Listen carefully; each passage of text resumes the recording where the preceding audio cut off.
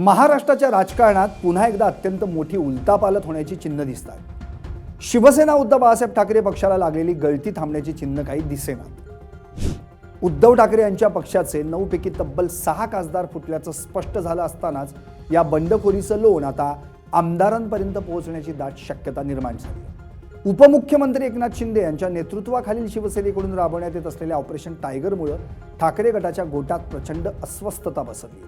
राजकीय वर्तुळातील विश्वासार्ह सूत्रांनी दिलेल्या माहितीनुसार खासदारांच्या बंडखोरीनंतर आता ठाकरे गटातील सुमारे 14 ते 16 आमदार पक्ष सोडून एकनाथ शिंदे यांच्या शिवसेनेत प्रवेश करण्याच्या तयारीत आहेत। हा संभाव्य बंडखोर गट येत्या 6 ते 7 दिवसात प्रत्यक्ष पावलं टाकू शकतो, ज्यामुळे उद्धव ठाकरे यांच्या विधिमंडळातील संख्याबळाला मोठा धक्का बसू शकतो। काय आहे हे नेमकं गणित आणि कोणते आमदार आता ठाकरेंची साथ सोडू शकतात पाहूयात या व्हिडिओत।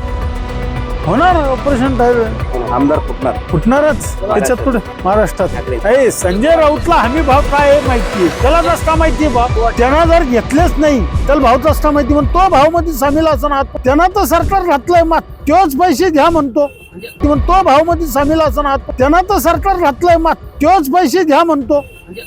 नमस्कार, मी संदीप आणि तुम्ही पाहता LS मराठी। या संपूर्ण राजकीय भूकंपाची पार्श्वभूमी पाहिल्यास जून 2022 मध्ये एकनाथ शिंदे यांनी केलेल्या ऐतिहासिक बंडाची पुनरावृत्ती होण्याची भीती पुन्हा एकदा व्यक्त होती।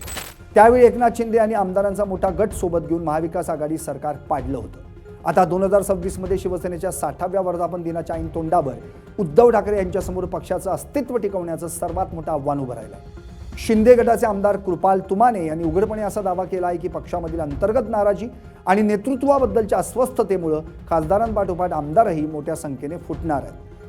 कोणत्याही शस्त्रक्रियेपूर्वी डॉक्टर जशी तपासणी करतात आणि ती पूर्ण झाल्यानंतर प्रत्यक्ष शस्त्रक्रिया करतात, तशीच काहीशी कडक रणनीती या ऑपरेशन टायगरसाठी आखण्यात आली आहे। ही मोहीम आता अंतिम टप्प्यात पोहोचली असल्याचा दावाही सत्ताधारी नेत्यांकडून केला जातोय।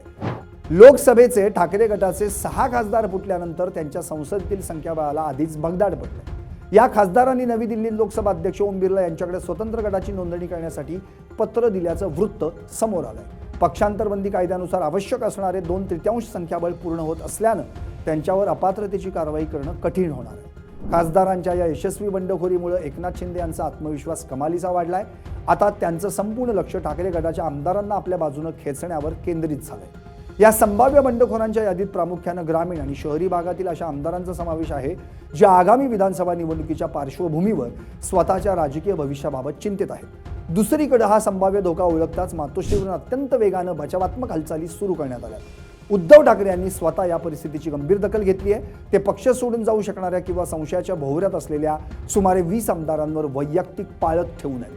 त्यांनी या आमदारांशी थेट संपर्क साधून त्यांचं मन वळवण्याचं आणि त्यांना पक्षातच थांबवून ठेवण्याचं वैयक्तिक प्रयत्न करण्याच्या हालचाली सुरू केल्या। आमदारांमधील ही संभाव्य फूट रोखण्यासाठी आणि पुढील रणनीती ठरवण्यासाठी उद्धव ठाकरे यांनी 22 जून रोजी म्हणजेच विधिमंडळाच्या पावसाळी अधिवेशनाच्या पहिल्याच दिवशी पक्षाच्या सर्व आमदार आणि विधान परिषद सदस्यांची तातडीची बैठक बोलावली। या बैठकीत सर्व आमदारांना उपस्थित राहून आपली निष्ठा सिद्ध करण्याचे आदेशही देण्यात आले। आता त्यांना जर ते मोठे माणसं आहे, त्यांनी काय बोलावं काय नाही, जीभ घसरली तशी ते चिडचिडपणा झाला। काल संजय शिरसाट आमची युतीचे म्हणले, त्यांच्या डोक्यावर परिणाम झाला, म्हणजे ते उलटे पलटे काय म्हणत डोक्यावर, त्याच्यामुळे ते काही बोलायला लागले। दिल्लीनंतर महाराष्ट्रात सुद्धा ऑपरेशन टायगर राबवलं जाईल, काही आमदार शिंदेच्या संपर्कात येऊ शकतात। विकासावर विश्वास आहे, जसं देशात मोदीजीवर विश्वास आहे, तसं राज्यामध्ये देवेंद्रजीवर, एकनाथजीवर, सुमित्रा वहिनीवर विश्वास आहे, त्याच्यामुळे येणारच जे लुटलो। राज्यातलं ऑपरेशन टायगर कधी होईल? होऊ शकतं, कधी बघा तुम्ही, हे झालं दिल्लीत झालं ते राज्यात होईल। तुमच्या संपर्कात आहेत का काही लोक? हे आता एवढं समोर थोडी सांगता येत।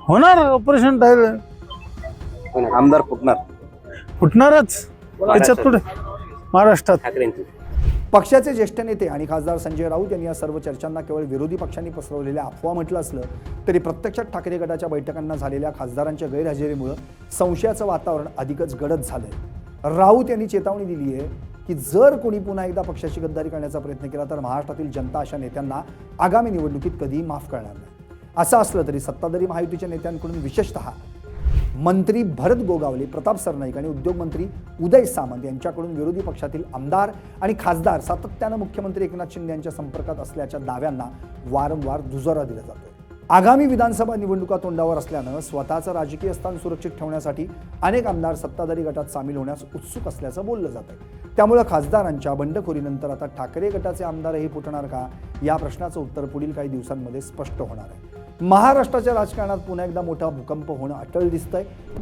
शिवसेनेतील ही फूट या पक्षाच्या इतिहासातील 6वी मोठी फूट मानली जाते. शिवसेनेच्या स्थापनेपासून छगन भुजबळ, गणेश नाईक, नारायण राणे, राज ठाकरे आणि 2022 मधील एकनाथ शिंदे यांच्यानंतर आता पुन्हा एकदा पक्षाला मोठ्या बंडाचा सामना करावा लागतो. या नव्या राजकीय भूकंपामध्ये उद्धव ठाकरे यांच्या नेतृत्वाखालील शिवसेना पक्षाचे 9 पैकी 6 लोकसभा खासदार पक्षाला जयमाष्ट करत उपमुख्यमंत्री एकनाथ शिंदे यांच्या शिवसेनेत सामील होण्याच्या तयारीत आहेत.